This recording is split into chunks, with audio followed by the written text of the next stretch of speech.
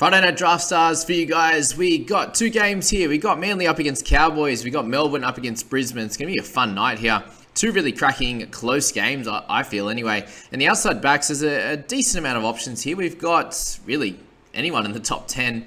We got Garrick here at 19,000, our most expensive guy, and they obviously come up against the Cowboys, who's a much more formidable defensive outfit. And I think that the 70s and the 60s here are out of his league in this game, if we're being honest. So anywhere between the 40 to 50 is my thoughts around Garrick here. Obviously, if Manly come out and dominate, then great, but I think it's going to be a much closer game.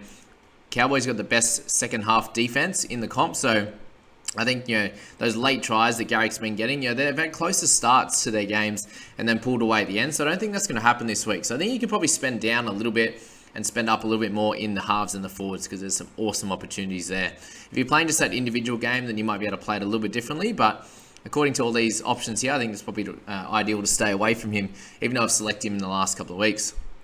Cobbo's been awesome, obviously, for Brisbane, but I probably am going to try and steer a little bit clear of outside backs for Brisbane. Without Reynolds, I think they're going to have a little bit of a tougher time against Melbourne, who are full strength this week without Pap, really. So, to have Hughes back, to have, Harry Grant and also Munster, I think they're going to be, looking for a nice win here. And I think they can get it against Broncos this week. Tony Sags, also a solid option coming back from injury. I'd probably stay away from him personally. I think Drinky is also is going to be a solid option, 14,700 against Manly. I think he can still score well in this game. Valentine Holmes has been really, really consistent as well. I think he can do a good job for anyone's side, hitting in the low 40s of recent time. Marion Seve has had an awesome last round, obviously 92. Again, probably not expecting that in this game, but you can dare to dream, that's for sure. I think Lemi Lu is the big one here. So playing in the back row for the Cowboys, at 10,530, you have to bring him into your side this week. And also Talatau Gola there at 54 and a 45, his last two. Finally got his first meat pie, and I think he can continue to do well in this game against the Cowboys, even with them being a good defensive outfit. I think that's the way to go in this selection process. Halves and hookers, there's plenty to choose from. Robson's been incredible at 21,000 there, and I think he can continue to do so. Obviously scoring tries the last 2 weeks, but anywhere in the mid-50s to 60 would be a good outing for him.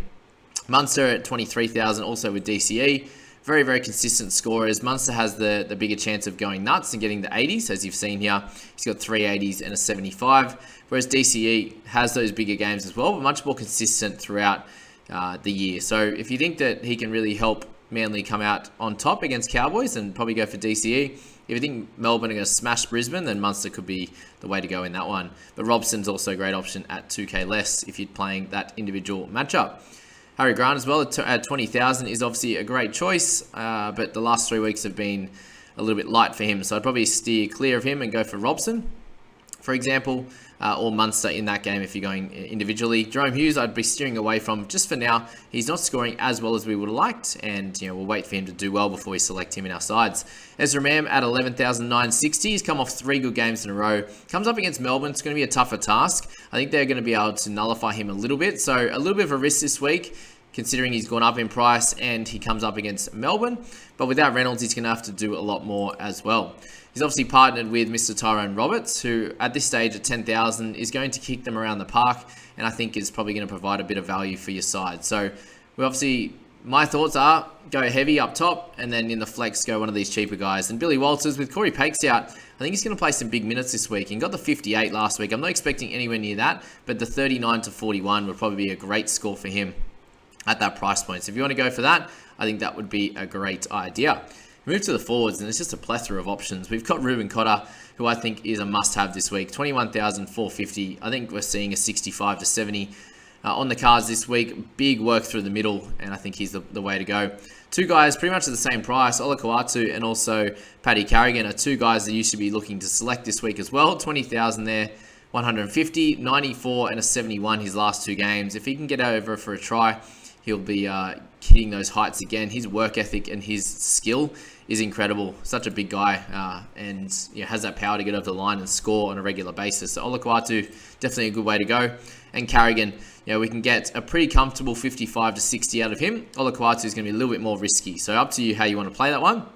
But both of those guys are going to be really strong options. If we're looking down a little bit lighter, there really aren't too many other guys I'd be personally looking to select, apart from guys like Andrew Davey.